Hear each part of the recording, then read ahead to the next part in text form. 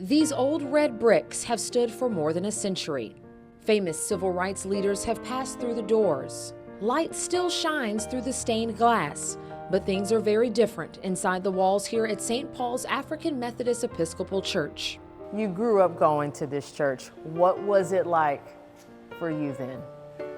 It was a tremendous lesson of love, hard knocks, a good common sense educational thing. Robert Pete Edwards knew the worship center in its heyday as a hub for planning acts of justice. I can remember as a kid when they marched from here to integrate the counters at Woolworth.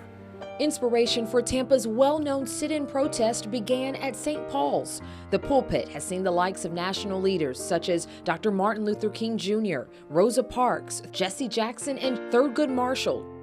Yet the reason the church earned this national historic landmark stretches back even further.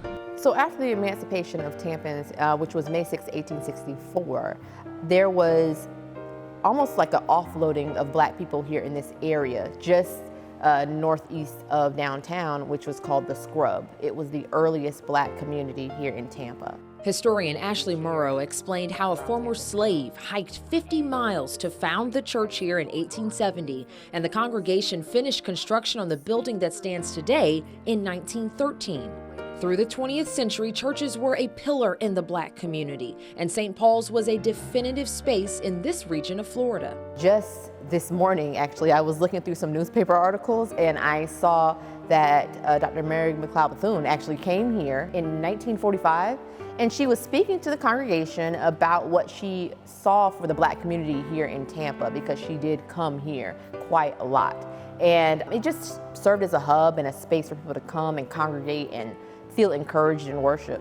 Is it hard for you to come back and see this space knowing that there used to be pews filling the area? It's hard. And now it's not that anymore. It's hard because when those pews was filled with ministers and lay leaders in the community, it made a difference. It was something that young people could look up to. Due to declining membership, the congregation that once seated 1,500 people moved to a smaller location. A developer restored St. Paul's to some of its original glory, turning the church into a life center for the affordable apartment homes next door. Downstairs in what used to hold the Sunday school classrooms is more recreational space and a time capsule filled with items from community members and the first residents here. So we have to wait until, what does it say, 2037 to open it. Visitors can also sit on one last pew, preserved with the original hardwood that held the prayers, heard the hymns, and caught the tears from faithful members long ago. As a historian, how important is it that places like this do still have some preservation? Like we can look up and see the old original lights still hanging there. We need to be able to see how these older structures were built and how architecture was. This is black architecture. This church was built by black people. Is there one piece of the church that's still standing that means the most to you? Two pieces. One up here where I come in to meditate, and then the Walk of Fame from the Harlem School marker.